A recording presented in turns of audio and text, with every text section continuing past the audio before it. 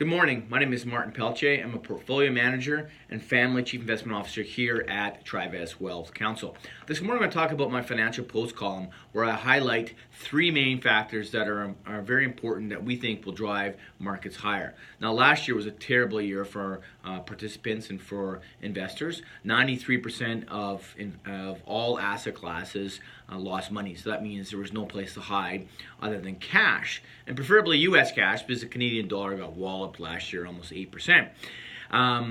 And so, what's it going to take to drive markets higher in 2019 and recoup some of those losses, or hopefully come out further ahead?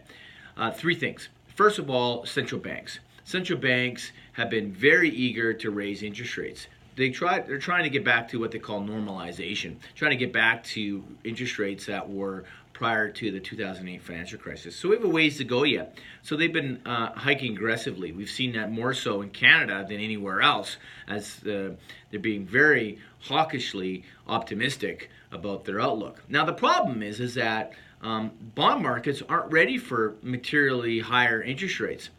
So as a result, the bond markets have inverted. So what that means is that short-term rates have spiked higher than long-term rates.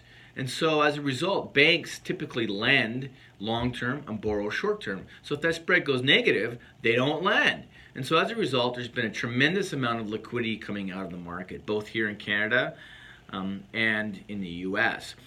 And markets don't like that. They're saying, wait a minute here, you're going to send the economy into a recession if you keep this up. This is not acceptable. But central banks are looking at unemployment rates and saying, whoa, we need to raise and things are back to normal. Whereas wage growth and other factors are not back to pre-2008 financial crisis levels.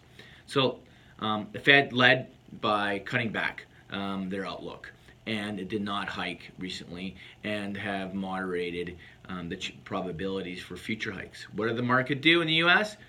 Best start in 13 years in January. So we're seeing a nice recovery in the U.S. markets. Here in Canada, a little bit of a different story. Polis is still talking the big talk about multiple rate hikes, and we think that's mostly talk because Canadians like to borrow and actually the most levered among the G7, and so you can understand why he's trying to talk them down.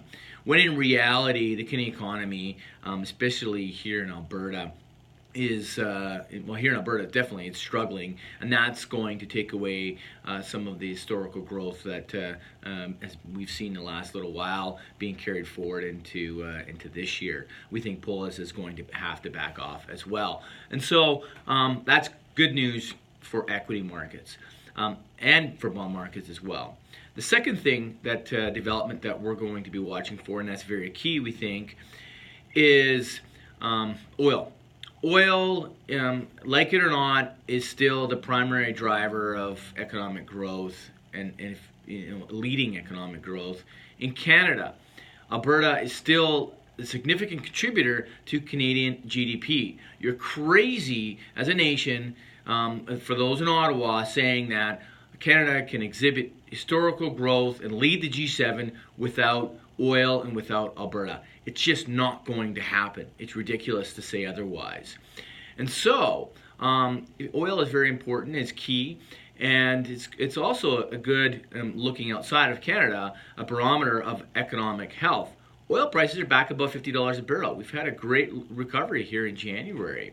And so that's something that we're going to keep a very close eye on. And we think Canadians especially should keep a very close eye on. And, we've had some, looking specifically into the differential. We've had a little bit of a reprieve, but we need to get some longer-term fixes in place. But that's a whole different topic for discussion. And the final thing is currencies and trade wars. I guess that makes four, but we wrap them together into one category to make it three.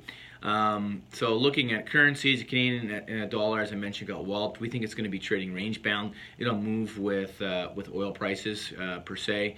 However, there's been, in our opinion, some bad policy being implemented in Ottawa, and that could put a ceiling on pricing on the currency. So range bound currency. But having said that, looking it's there could be some upward positive momentum should there be a resolution on the China-U.S. trade war, of which Canada is sandwiched right in between.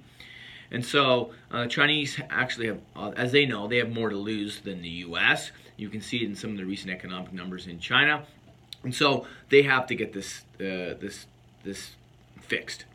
And if that comes to a resolution or some sort of agreement, that's fantastic for Canada, like I said, who's stuck in the middle. And that'll be a very positive development for the markets. So there you go. 3 things to watch out for: central banks, oil prices, and trade wars.